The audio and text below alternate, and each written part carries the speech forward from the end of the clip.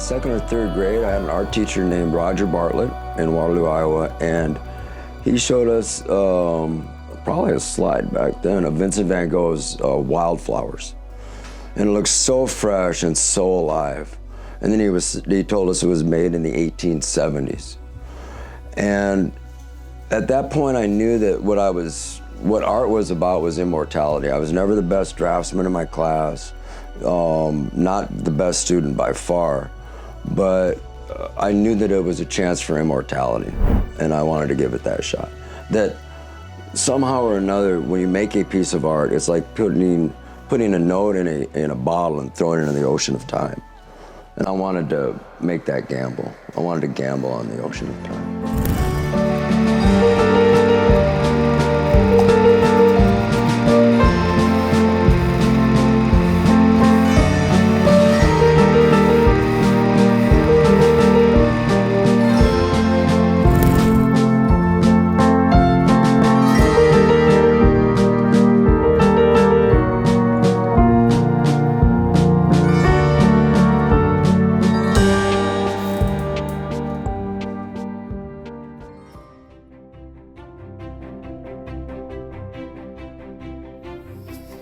In the human race, is there room for humans?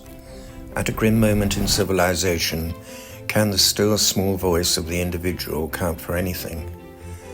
If only the powerful can effect change, can anyone propose that power also hides among and within the powerless?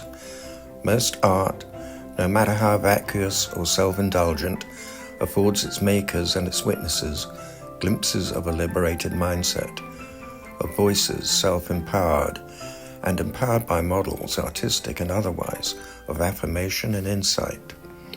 Most artists are unaware of their art's contagious freedom. At best, they trust in the condition of art in general, not the strength of their own work, to exemplify its self-possession art can bring to consciousness. Scott Jones, for one, is acutely aware of art's exemplary energy. His charged images centered around the human figure or visage seem on the verge of dramatic inaction, but deliberately avoid narrative, although the trappings of narrative, the props, the setups, the mise en scène, can be found throughout his oeuvre. Jones produces plenty of portraiture, but little of it portrays individuals. Rather, Jones favors contemporary role players, anonymous or typecast figures, who figure less as protagonists than as representatives of modern life and of those forced to live it. Dunning-Kruger is my greatest fear. Greatest fear. It's like in art, you're susceptible to that. Most people don't know enough about it to know how bad they are at it. And that might be me. Might be.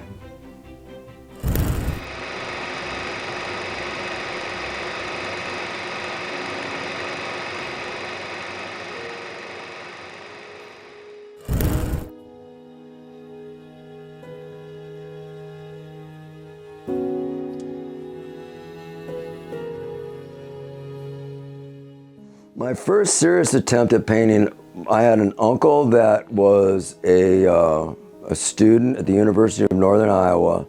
He was studying to be a teacher, and one of his classes was studio art. So at the back of this Kwanzaa hut, he lived in a Kwanzaa hut, and the back of it, he had made a studio. And I remember walking back there, and it's this long thing, and then it's like a temple at the end of it, right? And at this temple, he had this drawing board and these tubes that I'd never seen before. And he handed one to me. I took the lid off, and it was the consistency of toothpaste with this brilliant color. And I'd never seen anything like it, you know? And it grabbed me on that day, and it's held me ever since. So I taught my parents into buying me oil paints, and I didn't know what I was doing. I didn't know there was a difference between oil paint and acrylic. I really needed acrylic, but I had oil. And I made a painting of Jim Taylor from the Green Bay Packers diving into the end zone. And I was really excited to make my green and white and yellow painting. And I got to the back of his jersey where it said his name. And I didn't have a brush that I could, and obsessed with getting the letters on the name correct. And nothing else mattered. It obviously didn't work. It was worse when I tried to do Wilt Chamberlain. That's when it really didn't work. And I thought, okay, I'm going to be an artist. I made a commitment. I'm going to be a realist. So I remember taking a pad of paper and a pencil and going to my backyard and looking at a tree and saying, I'm going to draw that tree. I'm going to draw it realistically. And here's what's realistic. What's the tree made out of? What's its essential parts? It's leaves and branches. So I carefully looked at one leaf and drew it, and then I drew the next leaf, and the next. Of course, that was a disaster. It was ridiculous. So, made me think about art in a different way, because at that point I knew that I was not going to be able to look at something and render it the way I was seeing it. I was going to look at something, be stimulated to recreate it on my own terms, and then just see where it ends up. And once I let go of the idea that I was going to be able to copy something from nature and it was going to look like what my retina was recording, once I gave that up, it was okay. And the abstract expressionists were great with that. The idea of improvising and that give and take between you and the canvas, that became the beauty of it, the dance of it. Jones's sense of occasion, then, is as much pageant as theatre. His people could be, are, anybody. They feel like Americans, the way people were stylized in American representational art of the 1920s and 30s. But they also have an expressionist edge and a surrealist tinge, borrowing, or more accurately inheriting, from European painting between the wars. The hallucinatory nature of so much of Jones's work and the calamitous turbulence that circulates through it evokes a tempestuous century, but also reminds us that we have had little peace to enjoy since.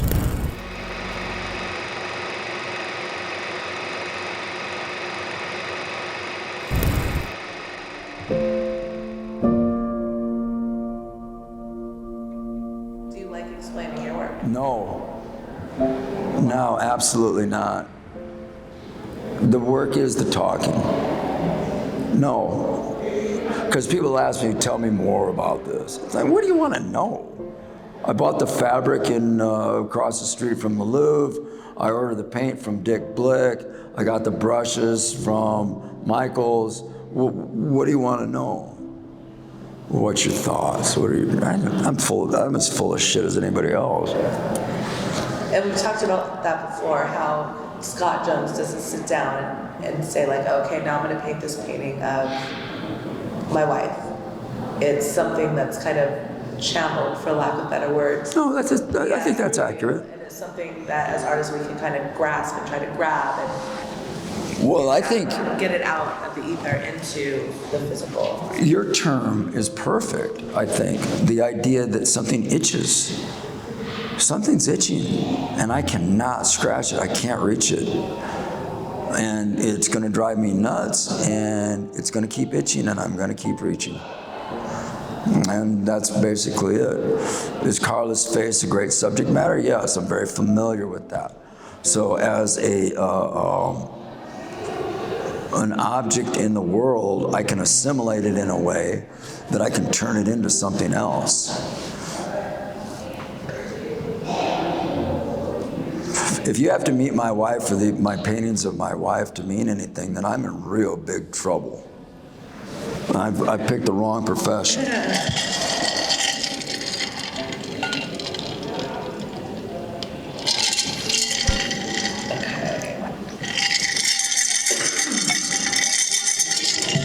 Do you see the artistic process as more of an act of discovery or creation? How does this influence your approach to your work? It's absolutely discovery. I don't. Creation is one of those words I really don't know the definition of. I don't know what it means to be creative. I know what it means to juxtapose. Okay, so when you bake a cake, you're following a recipe. Flour, sugar. I don't bake, so I don't know. Did you create the cake? Is baking an act of creation? No, it's an arrangement. And then that arrangement is tempered by heat. I didn't make anything. I arranged things and then they became something else. So that's the act of creation to me. There's nothing new under the sun. As much as I hate that cliche, I love that cliche. There is nothing new under the sun. Yeah, it's comforting on some level. Very, very comforting.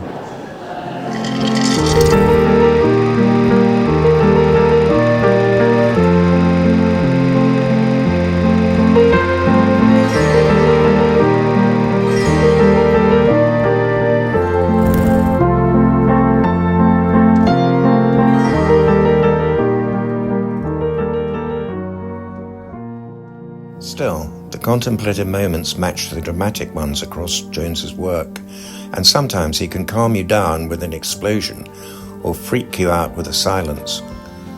Deeply engaged in philosophy, art history, sociology and psychology, Jones constantly strives to absorb his and others' observations into pictorial experiences. The image does not illustrate an idea, but rides upon its tenets, and not without questioning those tenets. As Jones makes clearest in his paintings containing sentences, he is not preaching to the converted, himself not least, so much as challenging their conversion. When do you feel most connected to inspiration? Does it come as an intense, overwhelming feeling or something subtle that builds over time? I don't know who wrote that question, but it's a great question. It really is a great question. Can you repeat it? I forgot it. I was too busy winking at the good-looking guy behind the camera. When do you feel most connected to inspiration? Does it come as an intense, overwhelming feeling or something subtle that builds over time? It's very subtle, but it's very pronounced. It's there. It makes itself present, but you have to listen. It's that spiritual person, that still small voice. It's like, wait, what was that? Where did that come from? And then you follow that. And it's very real. It's there. It's like, I'm doing something. I had this job when I was a kid, pouring concrete. There were a lot of co-workers, a lot of people around. And one of the co-workers, we were having beers one time, and we were talking about somebody that wasn't there. And he said, yeah, he said that sometimes you look at Scott and he's not present. Like, I'll just be doing something and just stop. Like, I can feel myself doing it, undoing the dishes. And I don't even know what's going on. It's daydreaming. I'm making a big deal out of a daydream. But essentially, inspiration is just, these paintings are just doodles that got out of control. That's really all they are. We can regard Jones's process as one of abstraction. We can equally regard it as one of conceptualization or of deconstruction. There is a calculus to Jones's image making, one that lays bare its own contents in order to find meaning at the meeting place of real life and pictorial space, much like the hypnagogic threshold between sleeping and awakening, where reality seems to interweave with improbability. Unlike the surrealists, Jones does not put his faith in the dream, certainly not as a vehicle for narrative or fantasy, but much like them, he does regard dreaming as central to the comprehension of existence.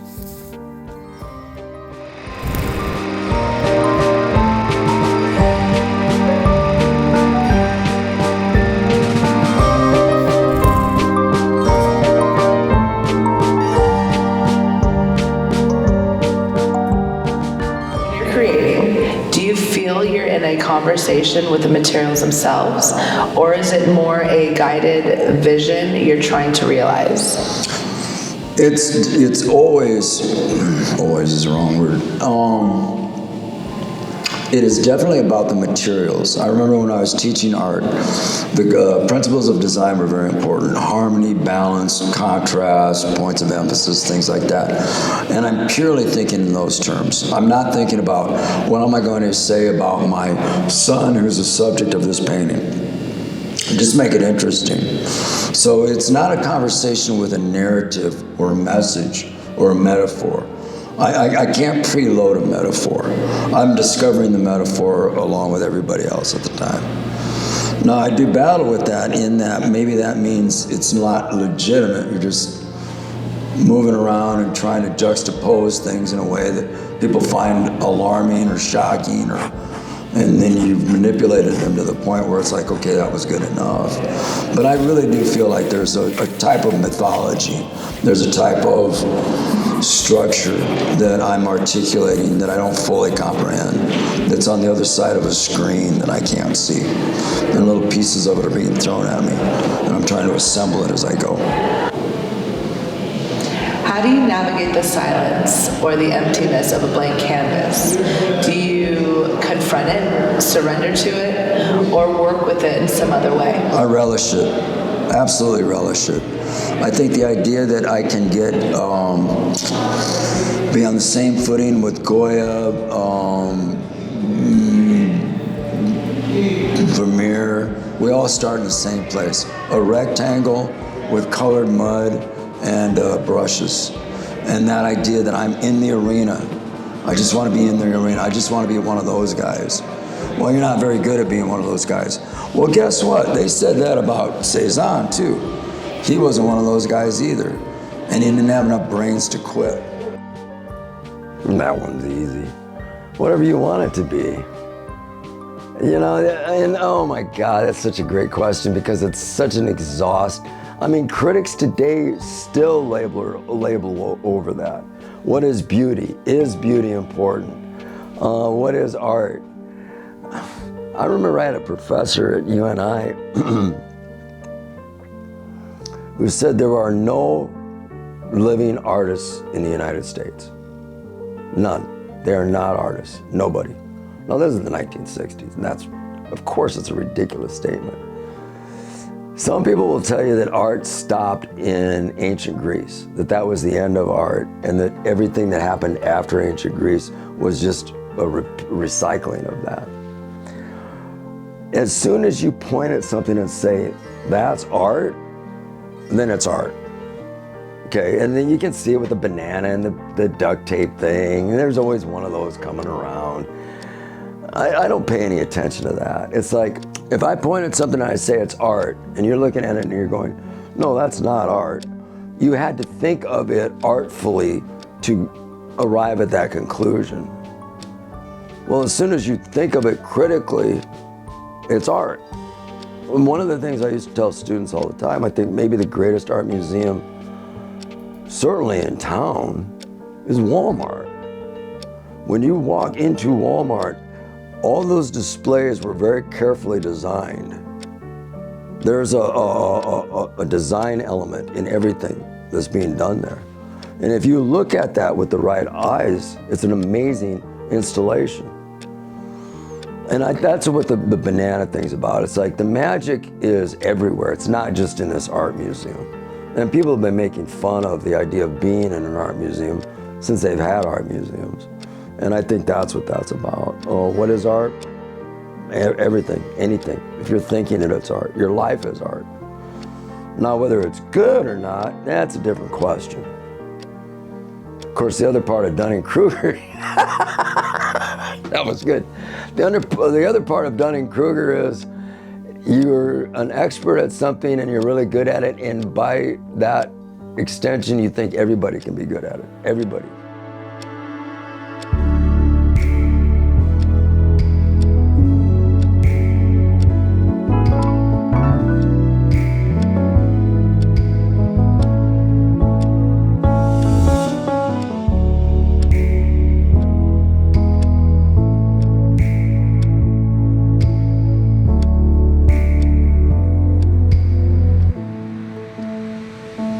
Like LeBron James might tell you, I don't know if LeBron would tell you this, but I remember when my kid was playing baseball, it was the idea of if you work hard enough, you can do it. It's like, no, dude. Some guys were born 6'3" and able to throw a baseball 97 miles an hour. You don't wake up one morning and decide, in 3 years, I'm gonna throw a baseball 97 miles an hour. I don't understand the nature of talent, but, you know, it's one of those things that when you see it, you know it. I think. Maybe.